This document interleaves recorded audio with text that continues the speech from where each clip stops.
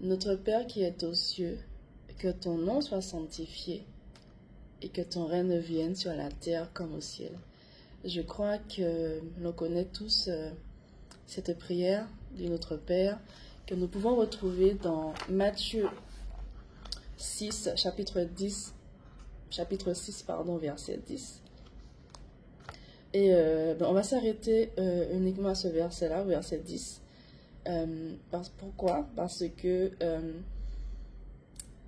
est-ce que c'était en fait ma volonté de me retrouver devant toi en ce moment, chère femme victorieuse, cher homme victorieux? La vérité est non.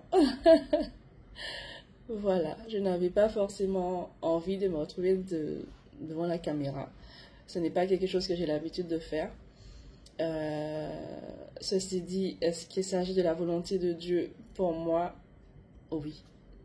La réponse est oui. Alors c'est pourquoi je me trouve devant toi aujourd'hui et je vais me présenter à toi. Alors je m'appelle Samantha et je suis une des nouvelles présentatrices de la femme victorieuse. Voilà.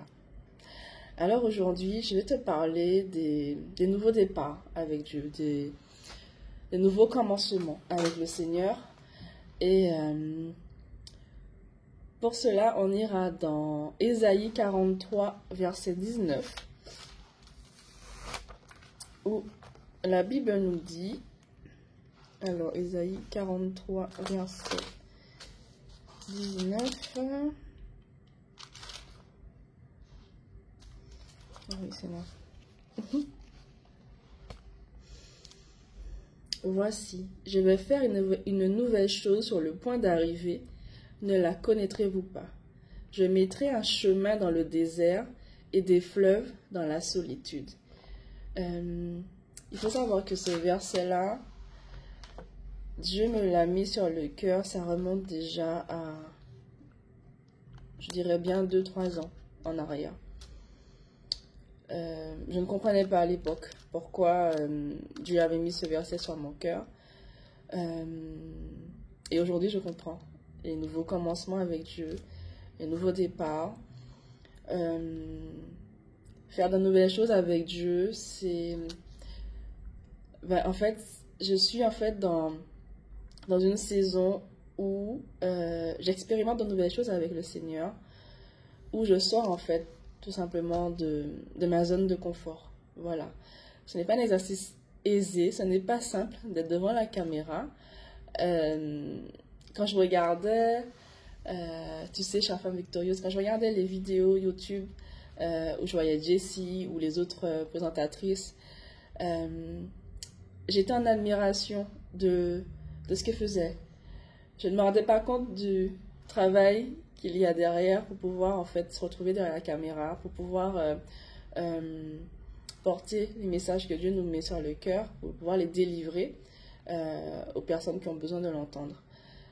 Et aujourd'hui, c'est quelque chose que j'expérimente avec Dieu. Et on m'aurait dit un jour, Samantha, tu présenteras des vidéos sur YouTube. Sincèrement, je ne l'aurais pas cru. Voilà. Alors, comme je t'ai dit, je m'appelle Samantha. J'habite en région parisienne depuis 5 ans maintenant. Oui, 5 ans. Je suis maman de 2 enfants. Et j'ai rencontré le Seigneur... dans mon enfance, j'avais déjà entendu parler de Dieu, mais je l'ai rencontré véritablement en 2020, où je lui ai donné ma vie, en fait. Et Dieu a fait un travail de fond en moi, de restauration. Et c'est vrai que Dieu m'avait dit qu'il avait des projets pour moi. Je ne savais pas lesquels. Aujourd'hui, je commence à voir petit à petit de quel projet il parlait.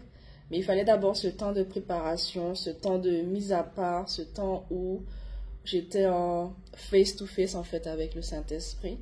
Ce temps où Dieu m'enseignait, me préparait, comme quand on va à l'école en fait. Voilà. Donc je t'ai parlé de Ésaïe 43, 19. À l'époque, Dieu m'avait donné également Exode 12, 2. Je vais le lire avec toi. Alors, dans Exode chapitre 12, verset 2, la parole de Dieu nous dit: L'Éternel dit à Moïse et à Aaron dans le pays d'Égypte: Ce mois-ci sera pour vous le premier des mois. Il sera pour vous le premier des mois de l'année. Voilà, donc ici Dieu parle des nouveaux départs, des nouveaux commencements avec lui. Dans Job également, Job chapitre 8 au verset 7. Alors, Dieu nous dit... Alors, Job... Ah non, je me suis trompée. Là, ce n'est pas Job, pardon. Alors, Job... chapitre 8, pardon, verset 7. Alors, Dieu nous dit: Ton ancienne prospérité semblera peu de choses, celle qui t'est réservée sera bien plus grande. Voilà, quand Dieu, en fait, nous prépare à de nouvelles choses, à sortir de notre zone de confort, comme je te disais, il nous prépare en amont.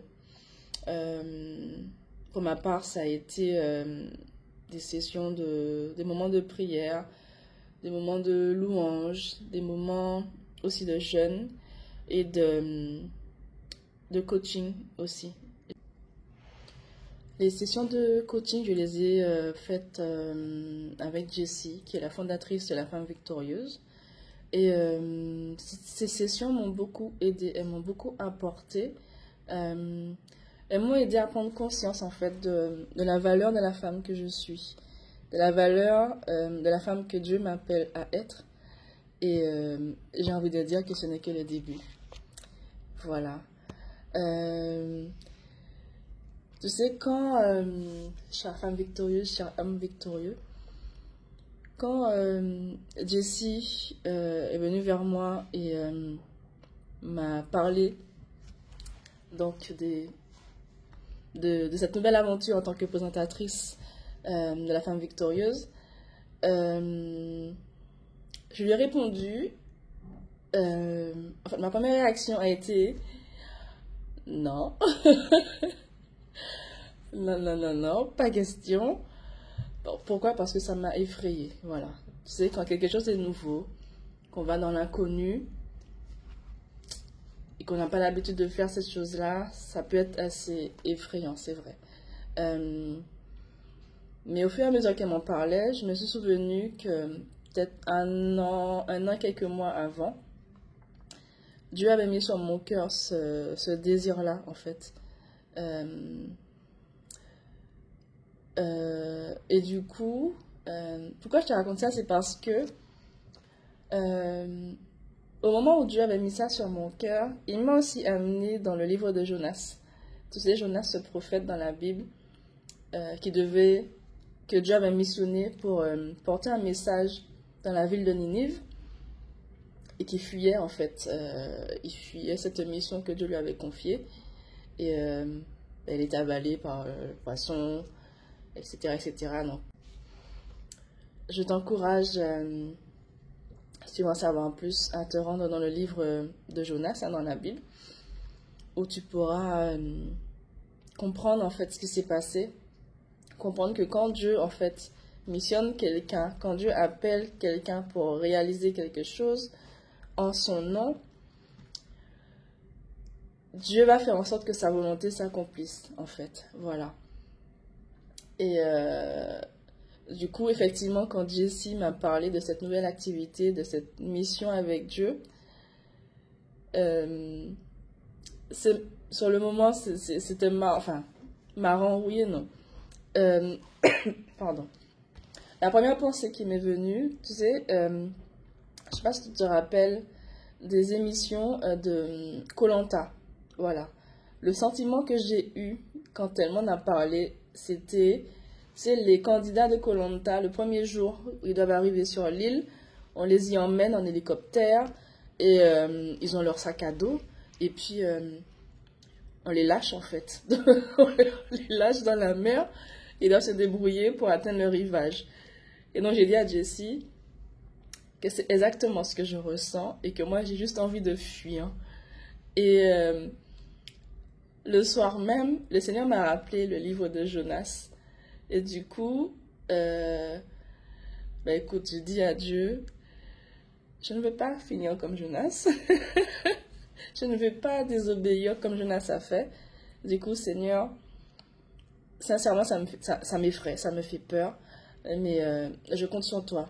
Je compte sur toi pour me guider, pour diriger chacun de mes pas, pour me donner la force, en fait, et la sagesse pour pouvoir faire ce que tu m'appelles à faire. Voilà. Et, excuse-moi. Et Dieu m'a également amené dans le livre de la Genèse, dans le chapitre 19, chapitre 19, verset 26. C'est la partie où Dieu voulait détruire la ville de Sodome et de Gomorrhe. Et Lot fuyait avec sa femme. Et sa femme s'est retournée. Elle s'est retournée et a été transformée sur le champ en statue de sel.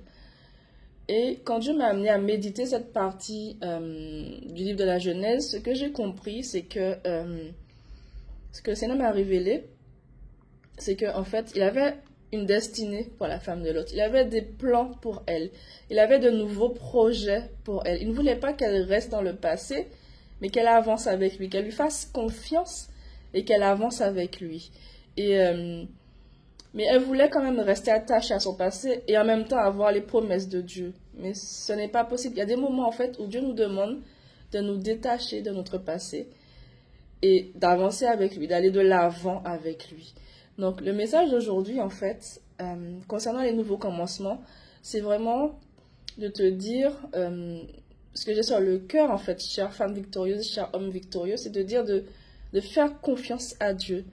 De faire confiance à Dieu et d'y aller en fait, de ne pas hésiter. C'est vrai que ça peut être effrayant au début parce que on saute, on va vers l'inconnu, on ne sait pas où on va atterrir, on ne sait pas comment les choses vont se passer, mais Dieu nous demande en fait de lui faire confiance, d'avoir foi en lui, de lui tenir la main. Tu vois, on lui tient la main et on avance en fait, on avance un pas après l'autre.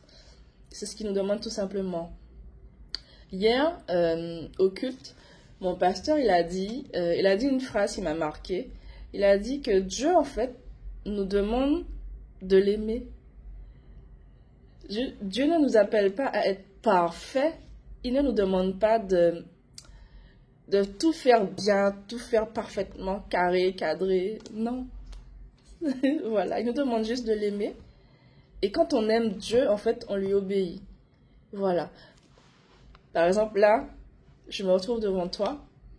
Est-ce que j'étais complètement préparée? Est-ce que je me sentais parfaitement préparée pour venir te parler là devant la caméra? Mais pas du tout, pas du tout, pas du tout. Mais est-ce que j'y suis allée? Oui, me voici. Voilà, donc vraiment, si j'ai un encouragement pour conclure,